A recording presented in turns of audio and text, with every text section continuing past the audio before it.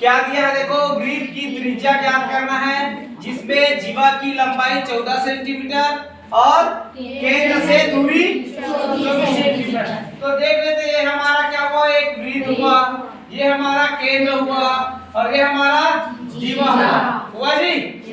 चलिए क्या बोलता देखो, जीवा की लंबाई ये देखो, तो यहाँ से यहाँ तक की दूरी 14 सेंटीमीटर हुआ और हमारे पास केंद्र से दूरी मतलब इस केंद्र से जीवा की दूरी कितना है 24 सेंटीमीटर हुआ इतना। चलिए हम क्या करते हैं कि हम त्रिज्या लेते हैं, त्रिज्या तो क्या करेंगे, जीवा से ऐसे जीवा को ऐसे टच करते हुए ऐसे काटेंगे, तो ये जीवा से काट दिए, ठीक है, त्रिज्या हुआ। चाहे यहाँ से त्रिज्या ले, चाहे यहाँ से जैसा भी त्रिज्या लेते हैं, ये मिल गया। अब चलिए देखो हम नाम दे देते हैं, क्या है, ये ए है, बी है, सी है और ये बीच वाला बिंदु डी हुआ। अब देखो हमारे पास एक त्रिभुज दिख रहा है, त्रिभुज, चलिए क्या क्या दिया उसको लिख देता हूं मैं। दिया है कि क्या क्या दिया है हमारे पास, ए से डी तक की दूरी 24 सेंटीमीटर और बी से सी तक की दूरी 14 सेंटीमीटर हुआ।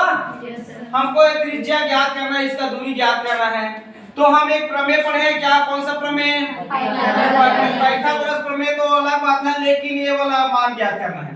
तो हमारे पास किसी वृत्त के केंद्र से जीवा पर डाला गया लंब जीवा को समद्विभुज है, मतलब ये है BC बराबर है BD बराबर है DC है, ये बराबर है।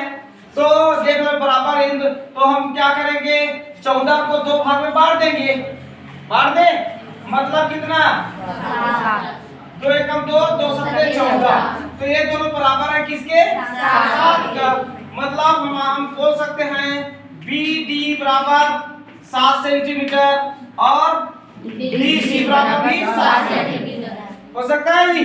चलिए ठीक, अब हमारे पास एक त्रिभुज देखो, त्रिभुज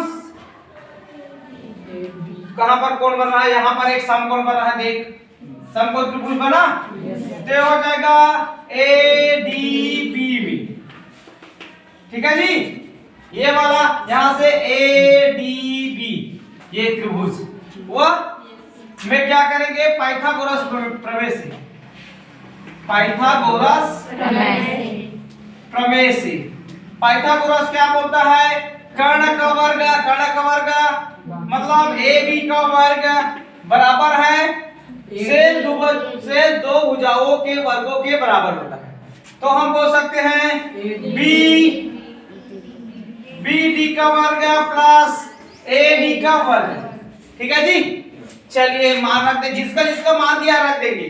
हमारे पास A और B का मान नहीं दिया है, BD का मान दिया है, देखो B और D से 7 सेंटीमीटर प्लस इसका वर्ग, यहाँ पे AD का 24 का वर्ग, 7 का वर्ग 49 प्लस 24 का वर्ग कितना 576, इन दोनों को जोड़ो कितना 625, तो हमारे पास AB का वर्ग बराबर 625।